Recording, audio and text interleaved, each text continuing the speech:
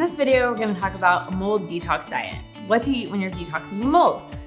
When I was recovering from mold, I became reactive to so many foods. I think my diet became limited to like 5 to 10 foods as I developed mast cell activation syndrome and was just so reactive to spinach giving me like IBS, or sweet potatoes making me so bloated, nuts making my throat close up. And so my body just seemed like it was breaking down and shutting down in so many ways, and food was definitely one of them. And it's not something that I think is foreign to me, something I see a lot of times in my patients at my clinic. And so adopting a mold detox diet is really an adjunctive step in helping you rebuild your body and in the healing process. And when I say mold detox diet, I want to contextualize. I'm not talking about a juice cleanse or bone broth fast, but really helping build up an abundance of different foods that help diversify a healthy gut microbiome. A healthy gut microbiome loves a variety of foods, so helping you build up your tolerance to coming back to real foods. So I'm going to talk about 5 strategies that I've seen very helpful in helping people recover and using food as a tool as well.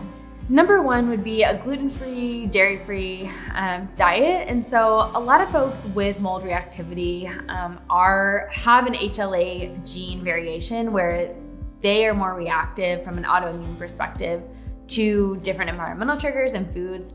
So gluten being one of them, and dairy a lot of times is very much married to gluten. So both of those, I would say, are 2 of the top allergenic or inflammatory type of foods in the US diet. It's not that gluten itself is innately bad, but the way that the US, we process our foods in this country, there's like 20 different shades of gluten that are out there. We call it hybridized wheat or modern wheat, just because a lot of that gluten is now synthesized and man-made like foods.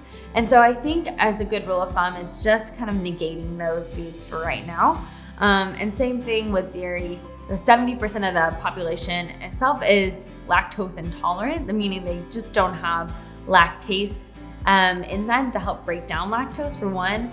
And then casein, another protein found in milk as well, is a super reactive and allergenic type of protein. And so if the goal is for a less inflammatory state and less immune reactivity, then eliminating these foods for a time can be really helpful. Number 2 would be an autoimmune type of paleo approach for at least 30 days. So trying that out, an autoimmune paleo approach really just is about eating real foods and eating real anti-inflammatory foods. Meaning some of the foods that can be cross-reactive with things like gluten and dairy, as we've mentioned, can really cause folks with a suppressed immune system already to also be upregulated. And so autoimmune paleo would cut out for a time some nuts and seeds, and then eggs. I would say cooked, not necessarily cooked into things like maybe a muffin recipe that you're making, but having things like scrambled eggs. And then some nightshade vegetables, so things like white potatoes, and then tomatoes, peppers, spices. And that just being because we want to get the body into a really anti-inflammatory state. At the end of 30 days, you could work with your practitioner on maybe introducing some of these foods, really see if they are bothersome to you. But I really find the less inflammation, the better. And so it can be a really good starting point to get people off and running and feeling like they are getting some relief in the inflammation. Number 3, try a trial if you're still not feeling better with those 2 approaches, is looking at the histamine load in your diet.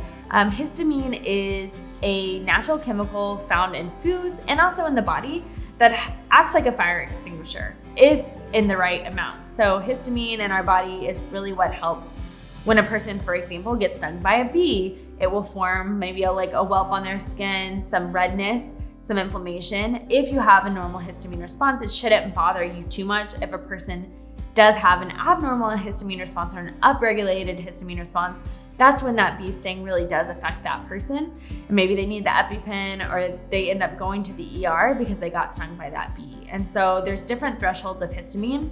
Histamine is also found in foods. And so if we are in a more reactive state and we eat certain foods that are also gonna invoke some inflammation in the body or some more reactivity, sometimes we will feel worse, not better, even though these foods are oftentimes really healthy foods.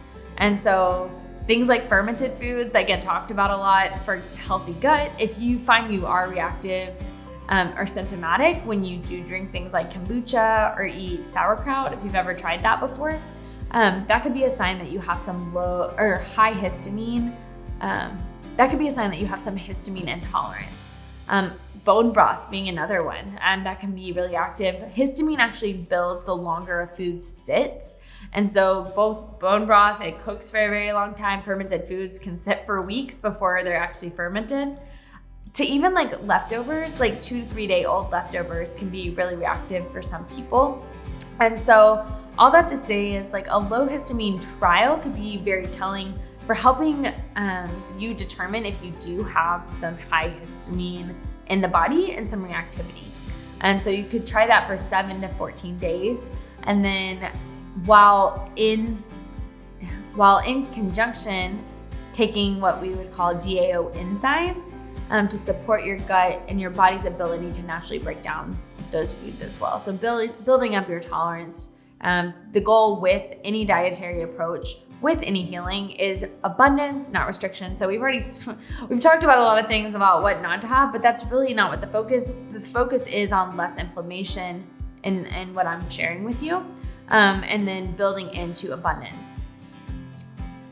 Which brings me to number 4, so variety. Variety is the spice of life. It's super easy, especially if you are on a more limited diet, to just eat the same things day in and day out. So it's the same turkey sausage in the morning with some vegetables, or the same bulletproof coffee that you're having.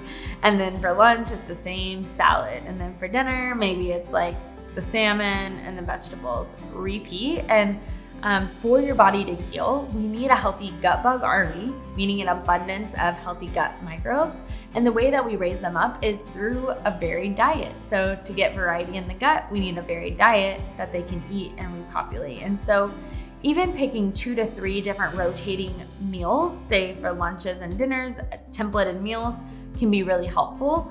That way you're not getting so fixed on eating the same things every day. Something I love to do as well is just to go to the farmer's market on a weekly basis without an agenda and just say, I'm gonna try 1 to 2 new things, or buy a new vegetable that's in season, for example, to try at home. That way I'm bringing some variety into the home as well. And number 5 would be a moderate carb intake. So, keto diets are super popular out there, which would be very low carb diets, almost no carb diets. A lot of times folks with mold reactivity, it's all about balance, but if we have a compromised gallbladder, which is one of your detoxing organs, can have a really hard time breaking down just high fat foods. And on the flip side, when you're detoxing from mold, a lot of times folks will have some overgrowth of bacteria and yeast, etc. And so having a higher carb diet, or several starches and fruits, breads, grains, etc. in the diet, can also make you more reactive, because those would be a first fuel source for things like yeast and bacteria. And so I say staying middle of the road, 1 to 2 servings of fruit a day, 1 to 2 servings of like a starchier vegetable or prebiotic kind of fiber.